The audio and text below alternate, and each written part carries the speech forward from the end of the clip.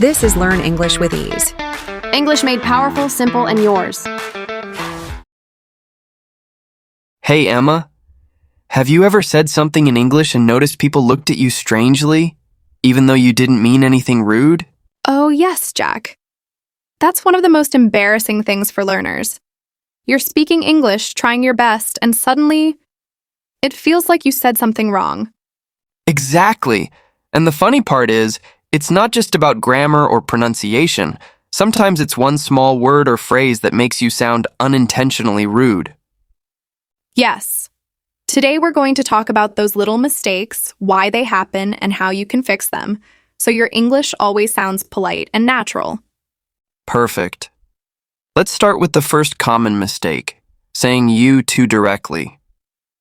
Oh, yes. Many learners say, "You are wrong," or "You don't know this," without realizing it can sound harsh. Exactly. In English, direct statements like that can come across as blunt. Native speakers often soften them with words like I think or maybe or add politeness phrases. So instead of saying, "You're wrong," you could say, "I think there might be another way to see it," or "Maybe that's not quite right." Right.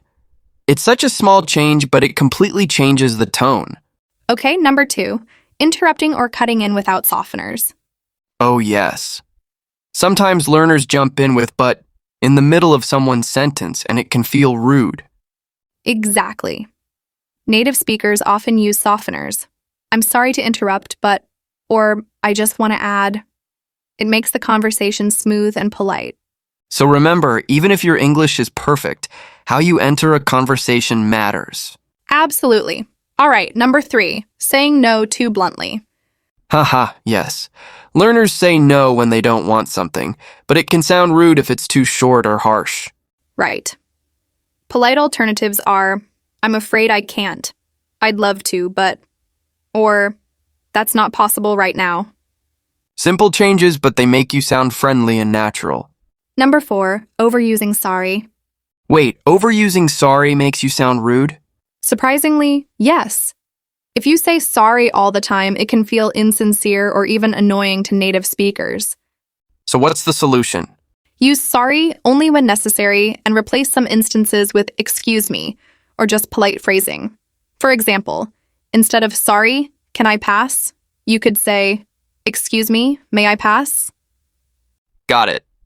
Finally, number 5, directly criticizing or correcting someone. Yes, learners sometimes want to help, but if you say that's wrong, it can sound rude. Instead, use gentle phrasing. I think it might be this way, or one way to say it is. Exactly. Politeness is not about changing what you say, it's about how you say it.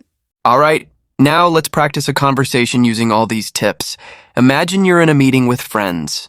"Hey Jack, I think your plan is interesting, but maybe we could try another idea." Sure, I think your idea is good, but I'd like to add something as well. Sounds great. And excuse me, can I ask a quick question? Of course. I noticed one small thing. Maybe we could adjust this part for clarity. Yes, I see. That's a great suggestion. Thank you. See? That's polite English without sounding stiff. Exactly. The difference is subtle, but it completely changes how people perceive you. All right, listeners. Here's your challenge. Think about one situation this week where you might sound rude in English, and practice saying it the polite way we just showed.